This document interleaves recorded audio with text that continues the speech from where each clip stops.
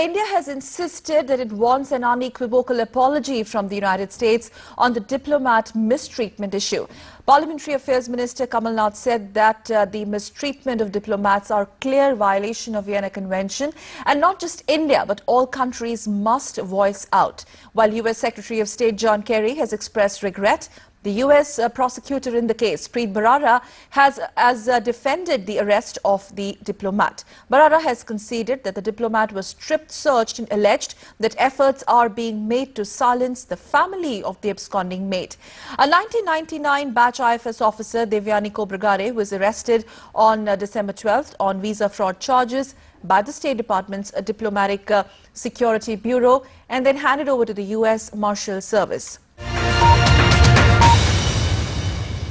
And this is the diplomat in question, Devyani Khobragade, India's Deputy Consul General in New York.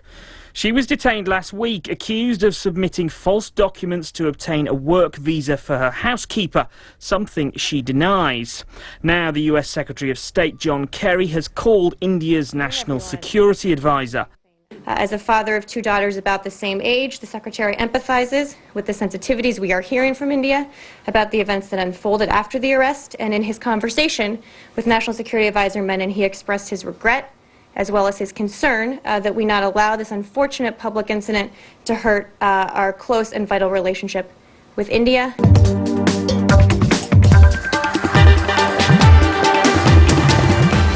On one side you have John Kerry pretty much saying I'm sorry for what happened, but on the other hand you have Preet Bharara, the prosecutor in this case, saying I strongly stand by what happened.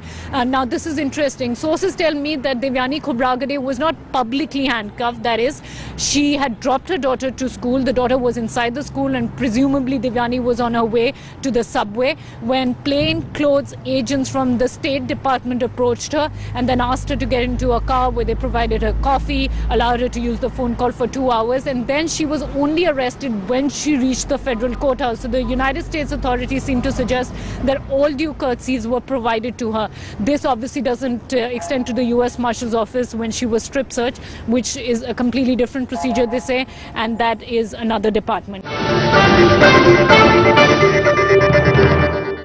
India piling up pressure, with the parliament in one voice standing up against the United States. This goes against all norms and international conventions, and this is something that cannot be accepted by any self-respecting sovereign country.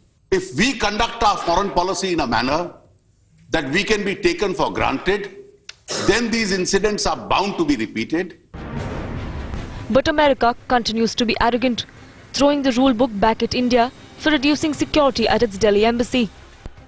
We have conveyed at high levels to the government of India our expectation that India will continue to fulfill all of its obligations under the Vienna Convention on Diplomatic Relations and Vienna Convention on Consular Relations. The White House maintaining that they will review their intake procedures. We understand that this is a sensitive issue for many in India, and we are looking into the intake procedures surrounding this arrest to ensure that all standard procedures were followed and that every opportunity for courtesy was extended. Their hypocrisy exposed on more than one occasion. But Big Brother has crossed all limits, and they may have expressed regret at the incident. But isn't it time for United States to apologize to Devyani Khobragade? I do believe that Secretary Kerry and I will have a word today.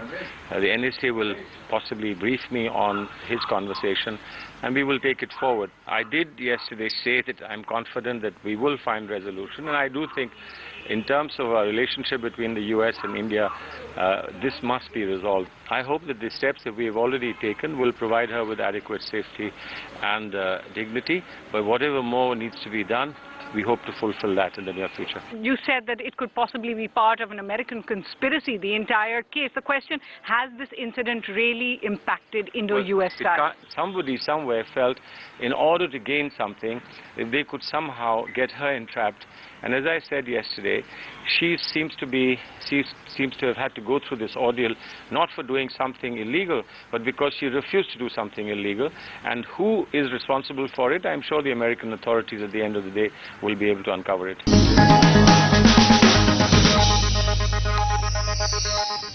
we have seen now, we are now seeing Mr. Khobragade himself going out on a fast, which would mean that the pressure will only mount further for the government to really act. We did see the talks that took place between Kerry and National Security Advisor and Wendy Sherman and the Foreign Secretary yesterday, which meant that they were moving forward because US is also buckling to a certain extent under some amount of pressure, given the fact that the measures that were taken by India have really not gone down very well in the US.